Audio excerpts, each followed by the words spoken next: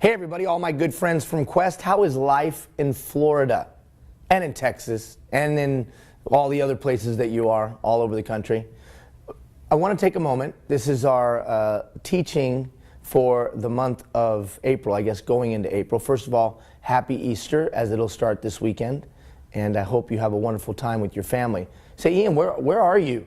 I'm at Keano College in northern Alberta, in the head end of the Keystone Pipeline.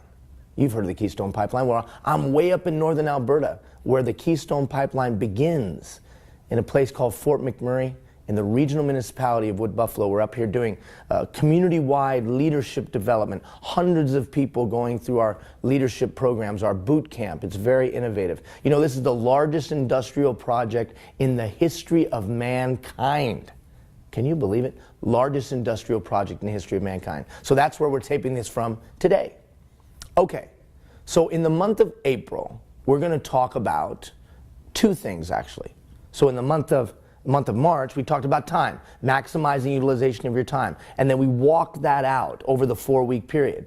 And many of you gave me feedback that it was helpful, that was beneficial, that you actually did track your time and you looked at where it went and you were doing your time blocking and all of the different things that we talked about. You had created your high leverage activities and you identified your low leverage activities and you were maximizing to a greater degree the use of your time.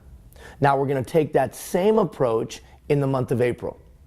But we're going to do it in two subjects. See, in the coaching sessions, in meeting with you, I identified two key things that I think would help. Now you're going to pick which one of the two is most relevant to you. First, how do I get other people to do things? How do I help people perform to a higher level or a greater degree than they were the day before? We talked about that when we were together in January face-to-face. We talked about this concept of coaching performance and the 3 reasons why employees don't perform. So that's going to be a subject that we're going to touch on for the month of April.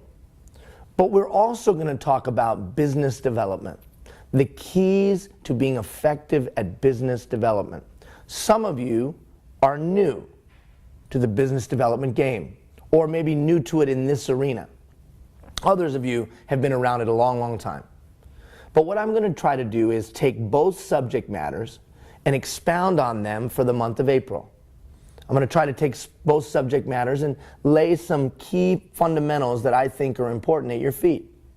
Now you can choose whichever subject you think is most relevant to you. Which tools, if put in your toolkit, would make you better at what you do. So those are the two things that we'll talk about in the month of April. One, how do I coach quality performance? Or how do I take a poor performer and help them reach their full potential? And then 2, what are the key pieces to growing my sphere of influence in a business sector? How do I make the contact? How do I grow the contact? How do I develop the relationship? And how does that translate into a successful contract? We'll talk about both. Okay, first let's get into coaching poor performance.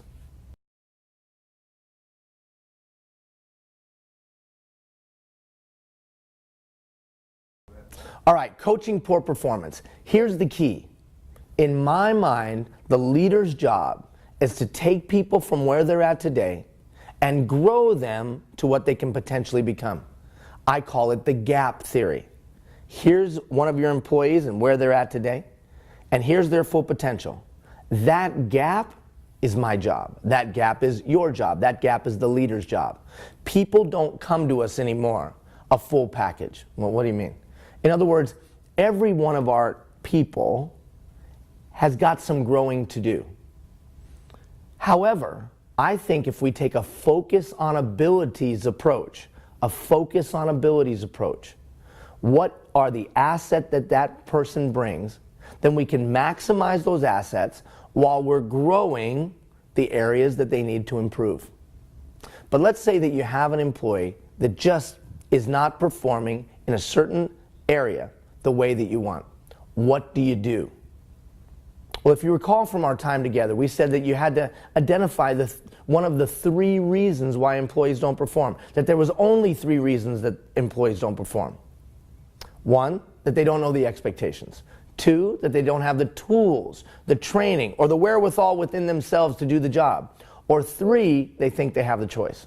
And at the end of the day, all 3 of those were the responsibility of the leader. Let's look at the first one. How have you clarified what you expect? And more importantly, how have you checked to make sure that they understand that to your satisfaction? Have you asked open-ended questions? Have you said to them, explain it back to me? Walk me through our procedure, or walk me through our protocol, or why do we do that? So it's not enough to articulate the expectation. Then we have to follow that up with some kind of check for understanding. And this isn't good enough. Do you understand? Because the response always is going to be, of course I understand. Or the reason they're not performing is they don't have the tools. You hired the wrong person. They didn't have the skill set that you needed to do the task. Or maybe tools could be training. So it's not enough to say to somebody, please do this for me. How do you know that they have the skills to do it? Well, they should just know. But maybe they don't. And how have you adequately trained them to be able to do the task if they don't have the skills or abilities? And then finally, maybe they don't have the physical tools. They don't have the phone. They don't have the software. They don't have the whatever. Tools. And then third, they think they have a choice. Like, here's an example. You ever watch somebody do something and seen the results and you're just not happy? You're not happy with the results that you're getting. And you're not happy with the how they're doing it either. Well, have you clarified for them that maybe they don't have a choice in the approach that you want them to follow? In some things, people have choices in. In other things, there's no choice. This is how we do it. This is our philosophy. This is our approach. This is the how. Oftentimes, employees get those two things confused. Now, all 3 of those are the supervisor's responsibility, the leader's responsibility. Now let's take a look at what we would do if we identify poor performance and how to correct it.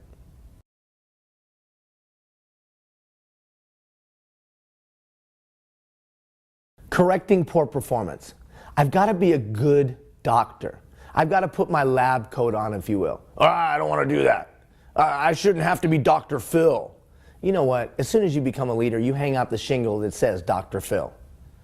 So my first step is to be a good doctor. What I mean by that is that I've got to make an appropriate diagnosis. It's not just enough to recognize poor performance. Many supervisors think, or leaders think, well, that's enough. I've recognized poor performance. But recognizing poor performance is not the end all. The end all is, why are they not performing? Now, the first thing I do as that doctor is, I've got to identify not just the symptoms, but the root cause. And the root cause is always going to boil down to one of those 3 things. Well, Ian, how would I do that? Well, I could ask myself some open-ended questions. Well, why do I think? Is it choice? Is it expectation? Is it training or tools? Or I might ask them some open-ended questions. Remember, we talked about that chat. That's where I do 80% of the listening, 20% of the talking. That's where I ask the open-ended questions to get a better understanding of that root cause of the poor performance. Now, what if I identify through that chat, through that dialogue, expectations?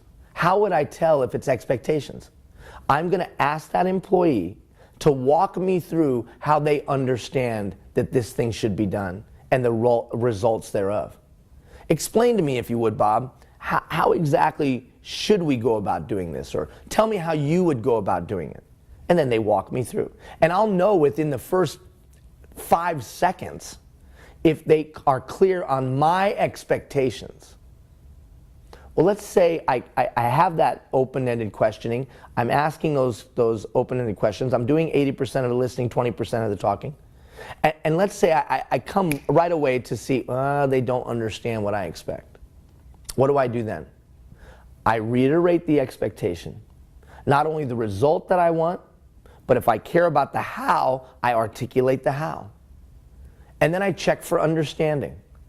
That check for understanding is critical, because I'm going to now verify that they're walking away with what I want them to walk away with. That's the tough part about communication. Aristotle said that there was three components to communication, that there was the sender, that there was the receiver, and that there was the message. But I think Aristotle was a little lacking. Ian has added to that. I know, who am I to say that Aristotle wasn't smart enough? But I think the piece that he missed was the understanding and the impact. So, because from my standpoint, communication hasn't occurred unless we have that impact that we desired. So, there's the sender, there's the receiver, there's the message, there's the check for understanding, and then there's the impact or result.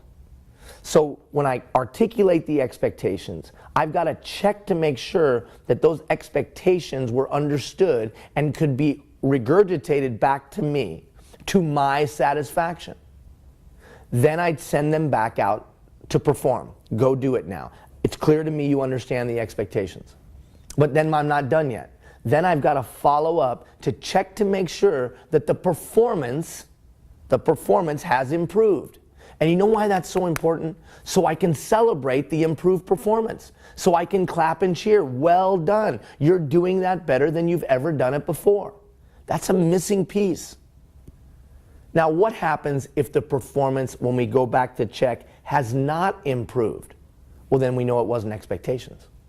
And we circle back up. It must either be training and tools or choice. So now I might check training. Now, how would I check training? A good doctor would check it by watching them do it, or listening to them do it, or going along with them as they do it, to verify that the training that we've provided is actually adequate and they have learned and are utilizing the tools that we have provided. Now, if I check and I figure out that it's not that they don't know the expectation, it's that they don't know how to execute the expectation. That would be training. So now I've got to come in and retrain. Now, sometimes retraining might be as simple as explaining some tips and some ideas. Sometimes retraining might be, watch me. Come with me as I go to a client. Come with me as I go and lead that meeting. Come with me and watch me. Or training might be, read this article, read this information, watch this video. But you're going to retrain or train in some way. And then what are you going to do? Follow up. If performance has improved, woohoo, awesome, celebrate. If performance hasn't improved, then we got a dilemma, because it can only be one thing. It can only be that they're choosing not to perform. Now, what if they're choosing not to perform? What do we do then? Well, how long can we allow an individual who understands the expectations, is properly trained, but is just choosing not to do what we want them to do? Now, I know sometimes when an employee's not performing, that's where our mind goes right away. Oh, they're just not doing it because they don't want to. That's usually not the case. People do not get in their cars in the morning, start them up and say, I think I'll do a crappy job at work today. That doesn't happen, for the most part. So it's rare, but when it happens that someone is choosing not to, it's usually because there's some kind of attitudinal barrier. Attitudinal barrier. Could be fear, could be bitterness, could be resentment, could be anger, could be trepidation. There's probably some kind of attitudinal barrier preventing them from going and doing what they know to do, expectation, and they know how to do, skill, talent, ability, whatever, physical tools, training.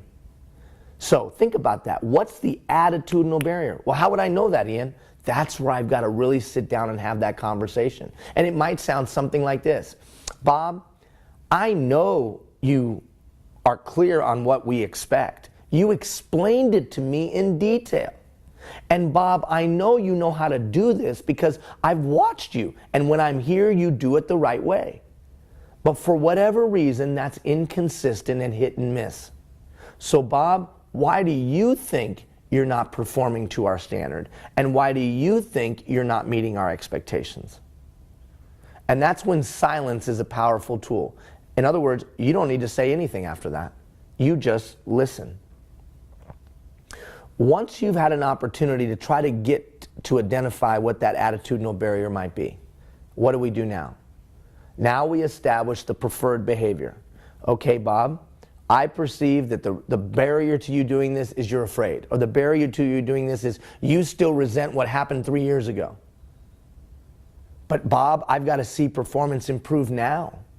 or I've got to see it improve in a month, or whatever that specific time frame is. You're going to set the time frame. You're going to articulate again the preferred performance behavior. This is what I expect to see. And then, and this is important, you're going to ask Bob to clarify for you the role that he sees you playing.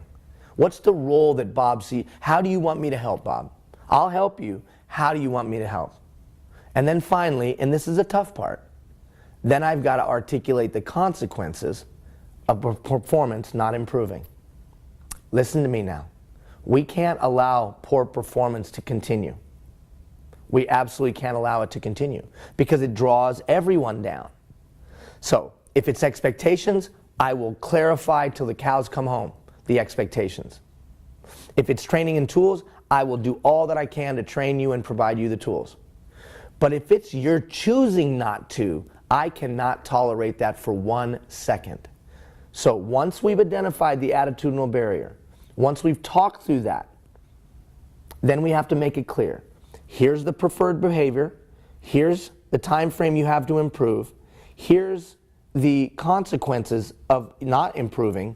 And you tell me how you'd like me to help you. Then what do?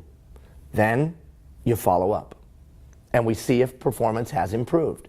If performance has not improved, then we might have to talk about progressive discipline. If performance has improved, we celebrate. Now, one thing I know about that process that I just articulated, it works. Performance improves. I don't have time to do that, Ian. How frustrated are you when your expectations are not met? How frustrated are you when performance doesn't occur?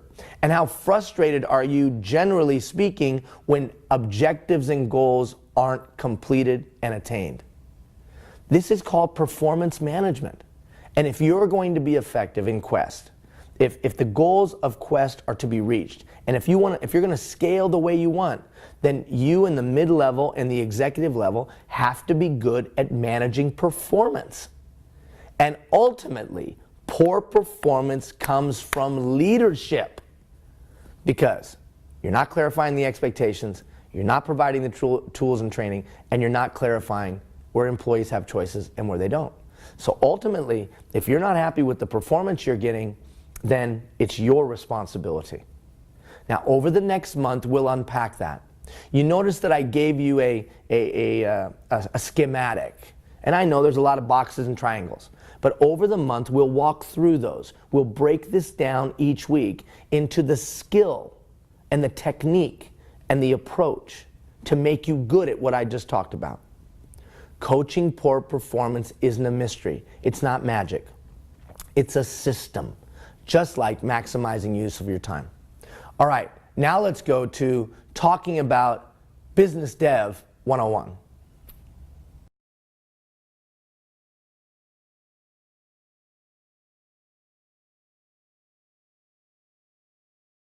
So business development, what are the keys? Well, I'm going to hit on, in the month, 3 sales approaches or business development approaches. There's 1, the transaction approach. That's doing whatever I have to do to get somebody to yes. Then there's the product approach. Let me show you my product, show you my product, show you my product, and then convince you that my product is the best.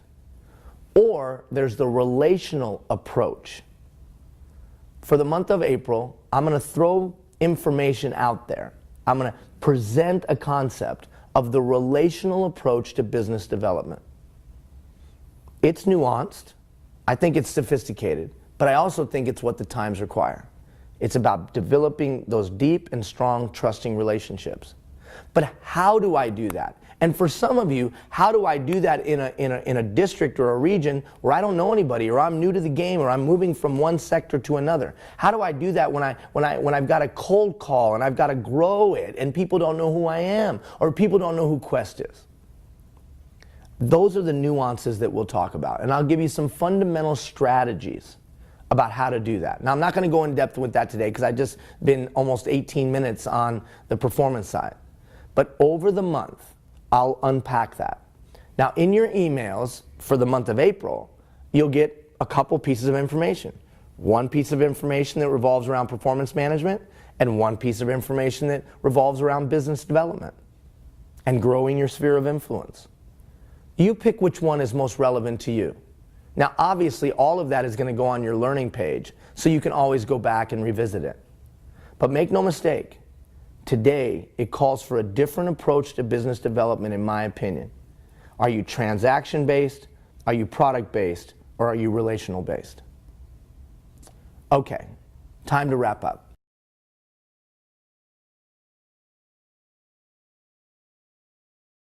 All right, so there you have it. We're going to be talking about two subjects.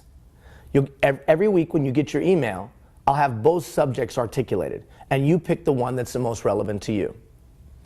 There's no doubt that you're going through rapid expansion. There's no doubt that people are wearing multiple hats. There's no doubt that every week is stretching, stretching, stretching. So now more than ever, we have to be in alignment. We have to be in alignment of thought. We have to be in alignment of energy. We have to be in alignment of time use. We have to be in alignment. What does that mean? That means we got to communicate very effectively. We've got to check for understanding if we're not completely clear. It means that we've got to trust, because that's the key to team and an effective team. And then finally, we got to believe. Believe that as we work hard, things are improving, things are improving, things are improving. And we're reaching our full potential. Now's the time where we really unite around a common vision and a common goal of what Quest can be. I believe that you can be something special. I believe you have been something special, and I believe as you continue to grow, as you continue to scale, you'll be a shining light of what an organization can really be like. You're special people, and as I'm getting to know all of you more and more, I'm coming to believe that on a deeper and deeper level. It's my pleasure to work with you every month.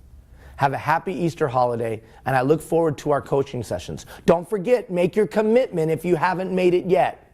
Take care, everybody.